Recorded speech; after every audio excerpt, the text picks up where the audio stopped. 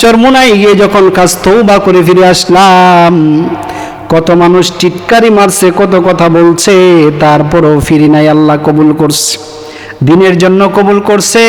আমার মতো হাজার হাজার লক্ষ লক্ষ মানুষ আল্লাহকে চিনত না, আমার মাওলার দ্বারে কাছেও যাইতো না, নামাজ পড়তো না, রমজানের রোজা রাখতো না, গুনার সাগরে হাবুডুবু খাইতো।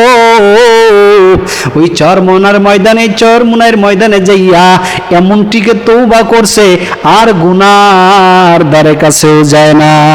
এর জন্য অনুরোধ করে বলি, ওই চরমোনাইওয়ালারা যদি সংসদে যাইতে পারে, যদি দেশের খেদমত করতে পারে, আমরা আশা করতে পারি 100% ওই দেশের বেশিরভাগ সুদকুর, ঘুষকুর, সন্ত্রাসীগুলা, চাঁদাবাজগুলা তওবা করে ভালো হয়ে যাবে।